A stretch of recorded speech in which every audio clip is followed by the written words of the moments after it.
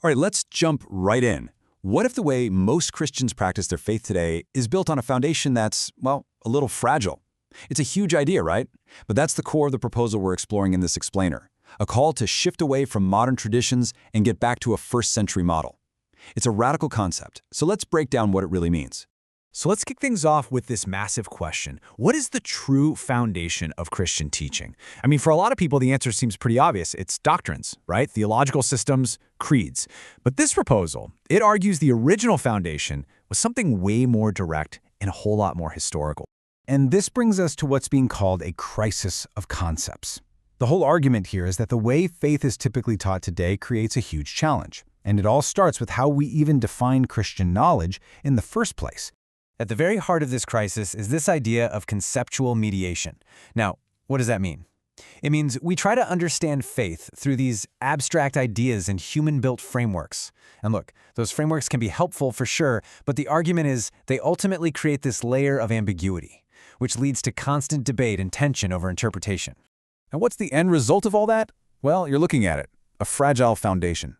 See, when faith is built mainly on human concepts, even concepts pulled from the Bible, it just lacks the solid certainty of an actual historical event. The system has to kind of generate its own assurance, which can feel really unstable. So if that's the problem, then what's the solution? Well, the proposal is a full-on return to a first-century model.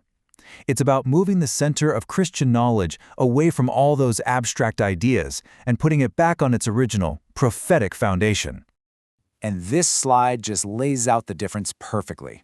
We shift from a conceptual model to a historical one, from abstract ideas to concrete events. Instead of that self-generated assurance, you get the certainty of divine action.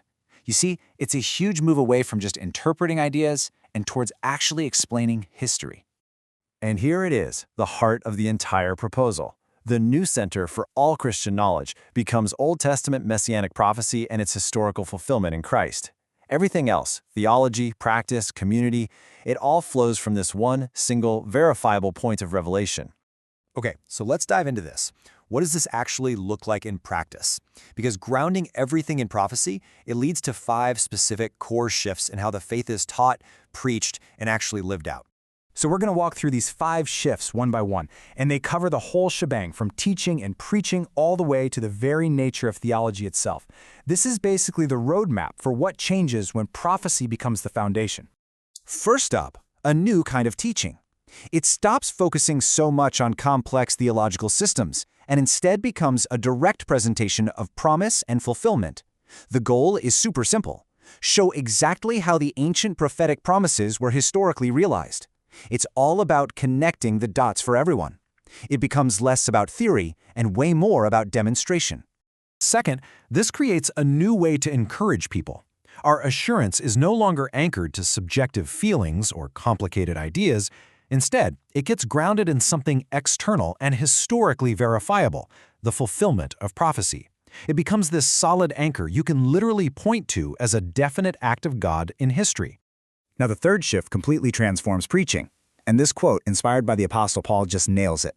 The message becomes radically focused, not on abstract stuff, but on relentlessly demonstrating one concrete reality, that Christ fulfilled exactly what the prophet said would happen, period.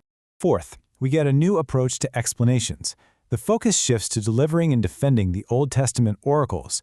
Now, this means honestly presenting counterarguments and then showing precisely how this prophetic model stands up to reinterpretation, proving just how strong and resilient this foundation really is. And the fifth shift, this one totally reorders theology. Theology is no longer the starting point or the lens we look through. Instead, all theological understanding gets filtered through the historical event of fulfilled prophecy. Doctrines become these necessary conclusions that flow from God's actions, not the other way around.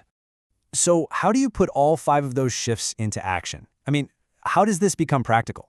Well, it all comes down to one simple, really memorable guideline, the 95-5 principle.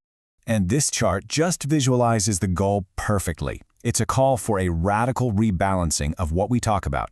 The overwhelming majority of the time, we're talking 95%, is dedicated to explaining Old Testament prophecy and its fulfillment. That leaves only this tiny sliver for abstract concepts or theological speculation. I mean, just let that number sink in for a second. 95%. This isn't just some small tweak. This is a complete reorientation of focus and priority in Christian communication, bringing it all back to what is argued to be that original first-century practice. So, the call to action here is incredibly clear. It's to stop. Stop dedicating the vast majority of our time to concepts and propositional logic, and instead, start dedicating that same 95% to unpacking the Old Testament's messianic prophecies and showing how they were historically fulfilled. It's a complete flip. And that leaves us with a really provocative final question to chew on. If the fulfillment of prophecy truly is the unshakable foundation of the faith, what needs to change in how you think or teach or practice it today? It's a question with the potential to reshape, well, everything. That's it for this explainer. Thanks so much for joining me.